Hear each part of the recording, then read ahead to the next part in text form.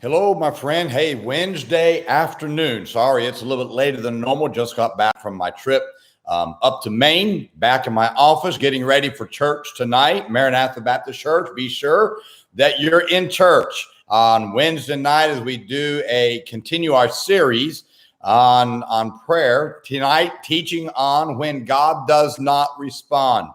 Have you ever had that? Feel like God's not responding to your prayer life? I want to talk about that tonight in church, and it's going to be a good Bible study, I think, for a lot of people, as many of us, different times, even the saints in the Bible went through that, and certainly will certainly be helpful. Had a great time up at Victory Baptist Church up in Winthrop, Maine, with Pastor Chris Drulard, good friend of mine, doing a wonderful job. Preached in his new auditorium, beautiful auditorium, and he is doing a great job up there. Had a great preachers meeting. Several pastors came out for the meeting. I was excited to be there and be up in Maine, but I'm also excited to be back home here in Oklahoma City, home where I get to help our people, be with our people tonight. Always exciting to come back to church on Wednesday night. Let me read to you, if I can, from 2 Chronicles chapter 32 and verse 30. The scripture says, "This same Hezekiah also stopped the upper watercourse of Gihon and brought it straight down to the west side of the city of David. And Hezekiah prospered in all his works." Now, no great work will ever be done without faith. It takes faith to do great works because it takes God to do great works. You may be able to find a little success without God, but eventually, my friend, it's going to take God and faith to see your works become bigger than you. Hezekiah was a man of faith. We often read about his life and never equate faith to all that he did. But to take over a decaying country and to turn it around to becoming a prospering nation took faith. Judah was a nation headed towards God's judgment, and nobody seemed to be doing anything about turning Judah around. And though it seemed hopeless on the onset, Hezekiah knew that God could use him to bring his nation back to God, even though he was the sole person at the beginning who had the heart that believed that God could do this. Now, I want to point out several things about Hezekiah's faith that can help you in your life and ministry. First, Hezekiah exhibited faith living. Hezekiah didn't hold back in living for the Lord. 1 Chronicles chapter 13. 1 Chronicles 31, 20-21, you'll see and serve the Lord with all of his heart. He understood that sin must be put away to live a life for God. Faith living always produces a holy life. You can't walk by faith without God touching your heart to cause you to put worldliness and sin from your life.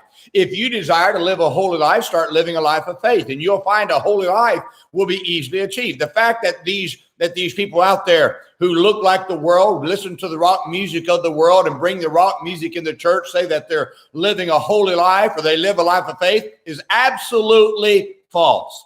Faith living, you're not going to have a rock and roll church.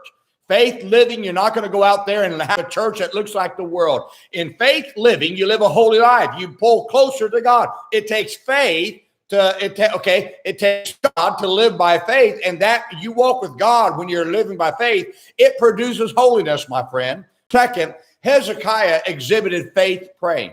In 1 Chronicles chapter 31, verse 20, Hezekiah prayed by faith for God to forgive and heal the people.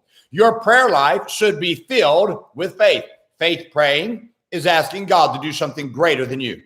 The greatest prayer life is the prayer life that asks God to do something that's beyond your ability, believing that God can make it happen. There's a third thing about Hezekiah, that was Hezekiah exhibited faith giving. So in 1 Chronicles 31:4, Hezekiah commanded the people to give by faith, knowing that God could meet the needs of the people and of the work being done. In verse 10, God's work had plenty of money to do the work. God blessed his people for their giving. Faith praying always produces faith giving. That's an interesting statement. You can't separate giving and prayer. They both work together.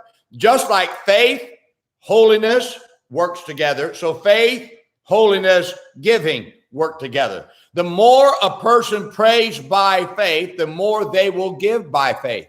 You can't expect God to do much through your life if you are unwilling to give by faith. Fourth, Hezekiah exhibited faith vision. In 1 Chronicles 32:7, Hezekiah saw what the people could not see. You ought to have a faith vision for your life. You'll find it won't be hard to believe that God can do something great with your life when you are willing to give by faith. A faith prayer life produces a faith giving life, which results in a faith vision that God can do something great with your life. Now, don't have a small vision, my friend. Get a bigger vision for yourself. Get a vision of faith for your life that God can do something greater than your ability to do. You see, Hezekiah exhibited faith works. You can't have a faith vision without faith works. The verse I read to you at the beginning shows that Hezekiah prospered in all his works. Faith always requires work. And all of these areas of faith take work to make them happen. Now, let me ask you a question. Are you willing to do the work that it takes to have faith results?